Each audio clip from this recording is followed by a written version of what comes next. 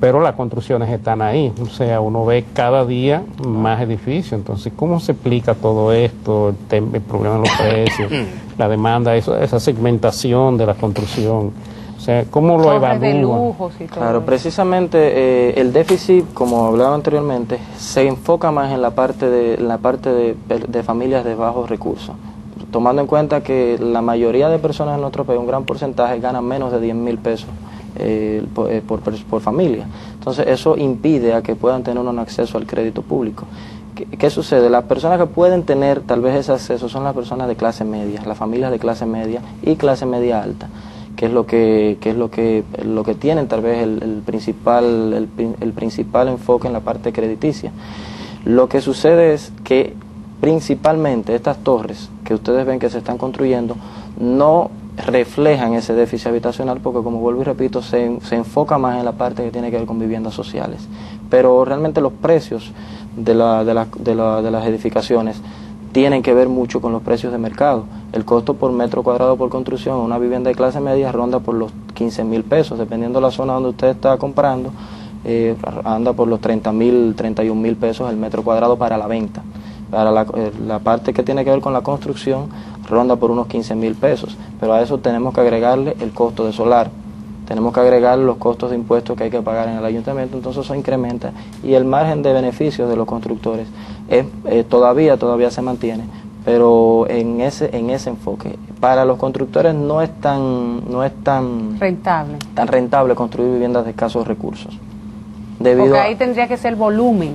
Tendríamos que hablar de volúmenes, aunque hay un sinnúmero de propuestas muy interesantes que tienen que ver con eso.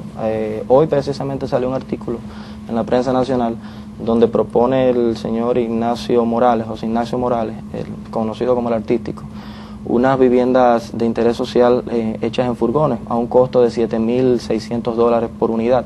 Son viviendas de 29 metros cuadrados que van a cumplir y a paliar un poquito lo que tiene que ver con las viviendas de interés social.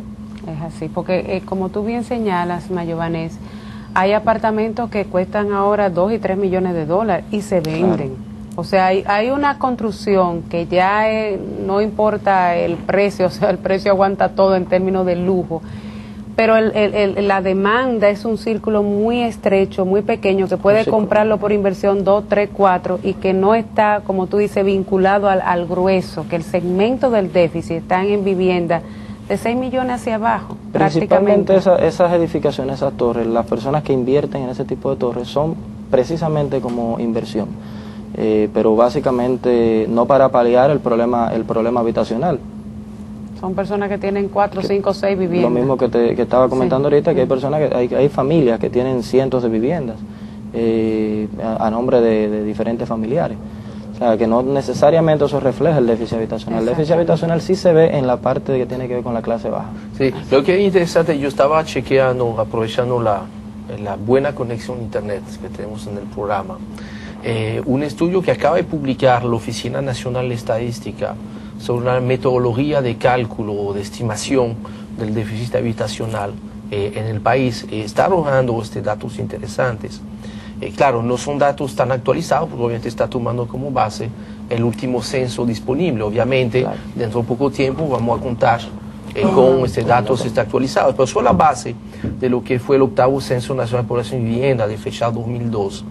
Decía que había un total de viviendas particulares de 2.181.149, de las cuales apenas 602.679 eran viviendas sin deficiencias. O sea que apenas un 30% de las viviendas, vamos a decir, cumplían con lo básico que se debe tener, incluyendo el acceso a servicios básicos. Ahora, dentro de esta clasificación, tenían que había 369.132 viviendas con deficiencias irrecuperables, que son las que consideran que son aquellas viviendas en cuya estructura se encuentra algún material considerado irrecuperable, que esas es uno de los grupos que consideran que es parte del déficit habitacional, porque son viviendas, pero que son ya que no sirven, que son inclusive viviendas que cuando hay un fenómeno atmosférico o sísmico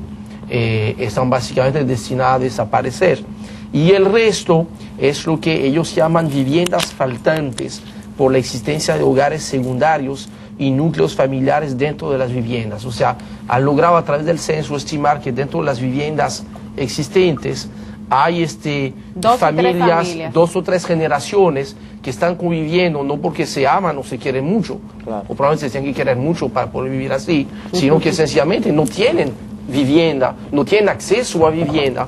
Entonces, cuando se suman esas dos cifras, las 369.132 viviendas con deficiencias irrecuperables, más las 350.858 viviendas faltantes por lo que han podido determinar a través de la demografía, daba que al 2002 había un déficit de 719.990 viviendas, que obviamente yo me imagino que ha tenido que crecer, porque recordamos que entre eso tuvimos la crisis del 2003-2004 que ha tenido que impactar.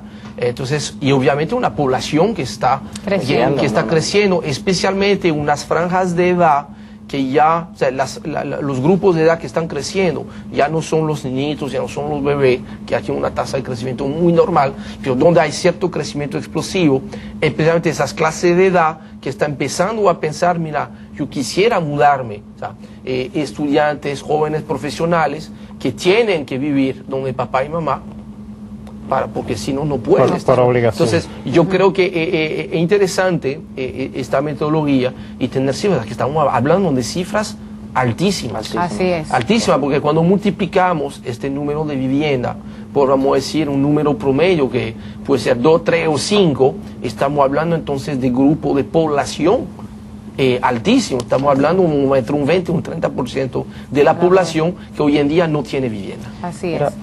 Vamos a ir, Mayovanes, a una pausa para que entonces tú puedas seguir explicando con relación a lo expresado por Henry.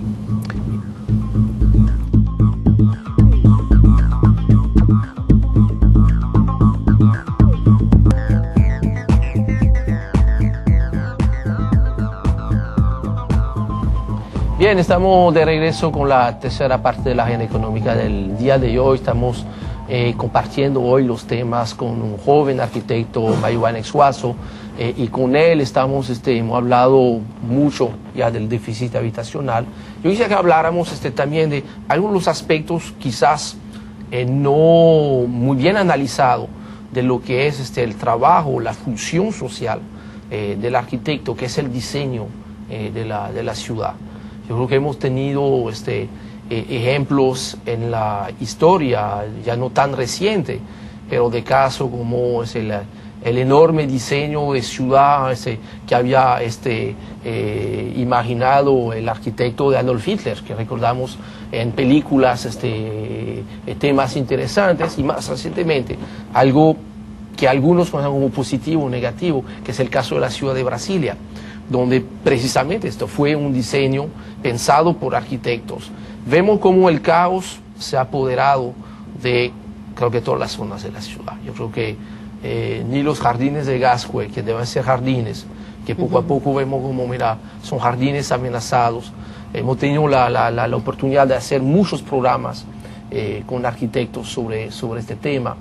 Yo no estoy muy seguro de que entendemos en República Dominicana que el papel del arquitecto antes de diseñar unas vías en la Romana, antes que todo es diseñar la ciudad, de permitir que ordenarla, la ciudad tenga un diseño ordenado que permita entonces que con un diseño adecuado las actividades económicas puedan crecer. La diferencia entre una ciudad bien diseñada y mal diseñada, que la mal diseñada, la economía no puede prosperar porque falta servicio, porque se pierde tiempo en el tránsito, algo que se parece un poquito a la República Dominicana. Yo quiero tener su parecer. Fíjate, muy buen tema ese precisamente, porque entiendo que los arquitectos, la visión del arquitecto va más allá de lo que es diseñar una vivienda, y eso es algo que la mayoría de las personas tienen entendido. El arquitecto es simplemente el que diseña una vivienda. El arquitecto es el que planifica toda una ciudad, sobre todo en la parte que tiene que ver la parte urbana.